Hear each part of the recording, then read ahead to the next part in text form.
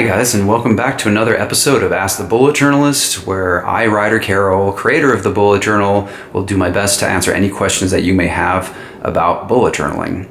Okay, let's get right into the questions. One question I get asked often is, how do I reference material from a previous journal, bullet journal or otherwise? I get asked this all the time, and we actually do have a technique inside of bullet journaling referred to as threading. Now, threading is more of an umbrella technique because you can thread inside a book, but also you can thread between notebooks.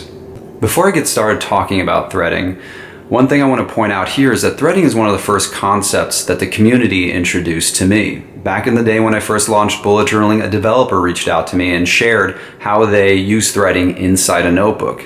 Over the years, it's also been adapted to allow you to thread between notebooks. One of the most exciting things about bullet journaling for me is all the clever ideas that you guys come up with, because it makes my bullet journaling practice better. I just want to take this moment and express my gratitude to the community for constantly sharing your wonderful ideas. Okay, so before I get into threading, I think it helps to take a step back and think about how content is actually organized inside a bullet journal. Inside a bullet journal, you have these things called collections, and collections are pretty much any kind of related data. So they can be the daily log, the monthly log, for those of you who use it, a weekly log, or trackers, mood logs, itineraries, shopping lists. All these things are different types of collections. All of them are also modular. So inside a bullet journal, you have different types of collections, be they 1 page, 4 pages. That doesn't matter. They are different instances of data. So here are the collections that we have inside of a bullet journal. Now the thing is that bullet journaling is non-linear. It gives you the flexibility to start and stop your collections wherever you want in the book. Let's say I'm planning a trip. So these are the places inside my bullet journal where my trip has been planned. It is the continuation of the same collection. So this starts on page 5, then it continues on page 15, and then it continues on page 24. In between is other kinds of data, daily logs, monthly logs. It doesn't matter. I needed a way to quickly find the different instances of my collection. And the way I did that is by creating a master collection. And that is what the index is. The index is simply a master collection, a collection to bind them all, if you will. And the way it does this is by using the page numbers. So in the beginning in the index, you can see the pages that a collection takes up. If it is a non-sequential collection, which means it doesn't come right after itself, you can list them 2632, 4652. That's how you index a collection. But sometimes a collection can have many instances throughout your bullet journal, and referring back to the index every time you want to see where the instances are can take up a little bit of time. This is where threading comes in. Let's say we're planning a trip. Generally speaking, you start planning a trip by thinking about where you want to go, what time you have available, what you want to see, that kind of thing. So let's say I've already done that part. I know where I want to go. I know how much time I have. Now I want to create an itinerary. So a couple weeks later, life has gone by. I've used a bunch of daily logs between the first time I started creating the collection and then this new instance of it. So here now I know where I'm going, how much time I have. I want to create an itinerary.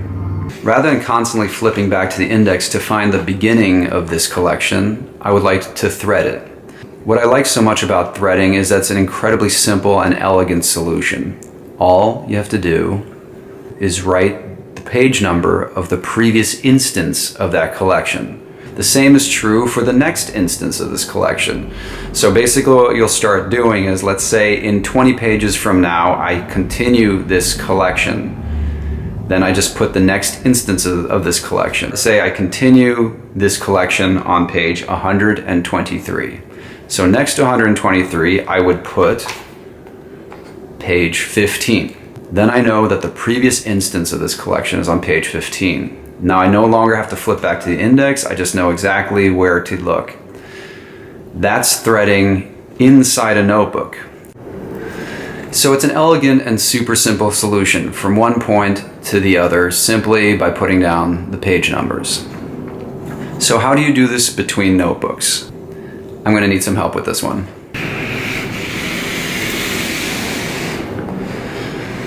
So one of the exciting things about bullet journaling is that over time you start creating this library of your life.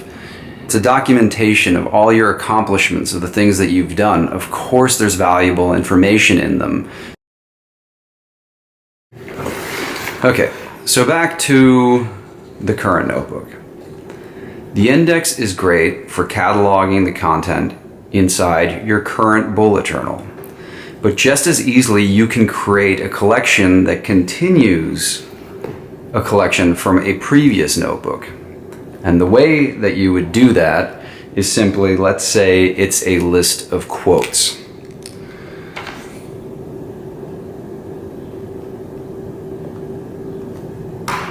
So now you have quotes. Find the next available spread, page 161.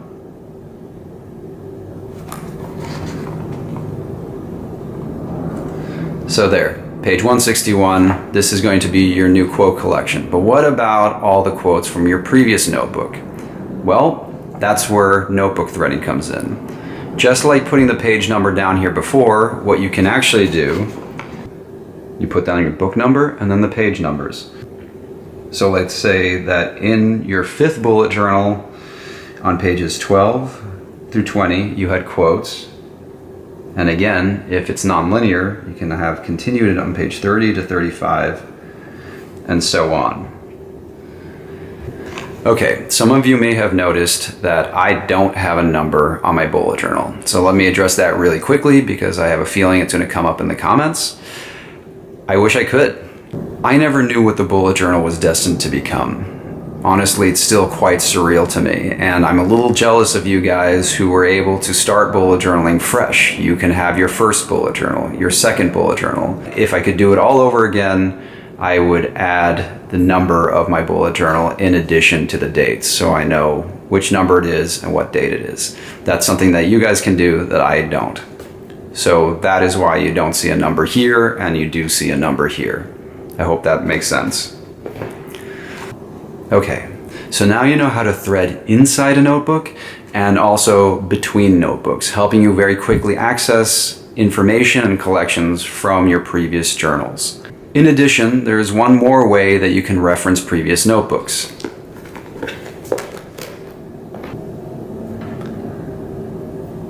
And that's through the Bullet Journal app. Now, I hope you forgive this shameless plug for the Bullet Journal app, but this is exactly what it was created for. It was designed to help extend the functionality of your notebook, and this is a perfect example of how that's possible. So inside the app, we have a newer feature called the library. Inside the library, you can quickly add your notebooks, your previous notebooks. You add the beginning and the end date.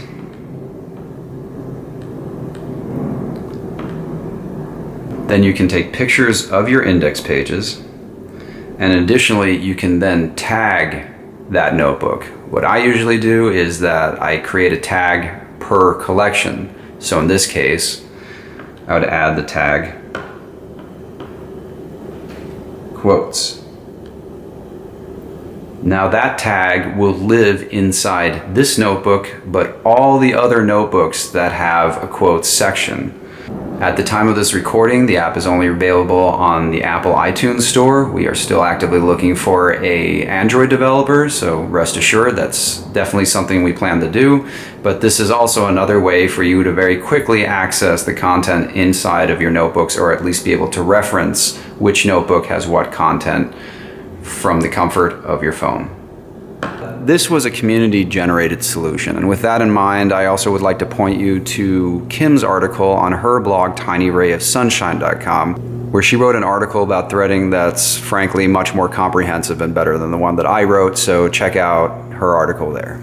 Okay, so another question I get quite frequently is, what if I didn't do my daily log for a couple of days? Like, how do I catch up? What's the next thing I have to do?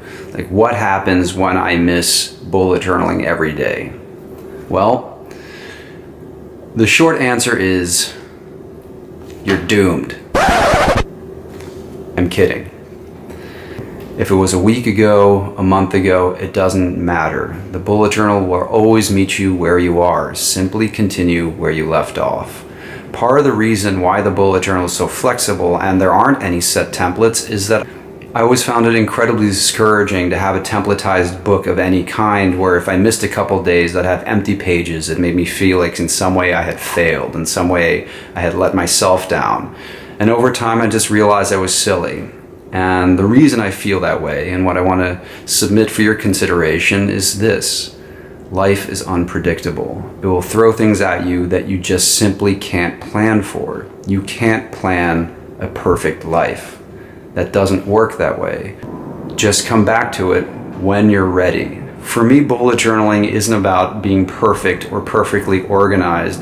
It's about me bringing my attention back to the day, back to where I am right now. Bullet journaling is not about being perfect. It's about being human and figuring out what that means one day at a time. Okay, so we got a little heavy there, but that's okay. The idea here is to try to help you get the most out of your bullet journaling practice, and the only way I can do that is for you guys please leave me more questions in the comments below. If you like this video, please give us a like and subscribe to our channel. Also, if you like this kind of content, be sure to check out bulletjournal.com/blog, where every single month we have new content that will help you get the most out of your bullet journaling practice. A lot of the content there is actually generated by you guys, so you can see what's going on in the world of bullet journaling. Thank you so much for watching, and I'll see you in the next edition of Ask the Bullet Journalist. Happy bullet journaling.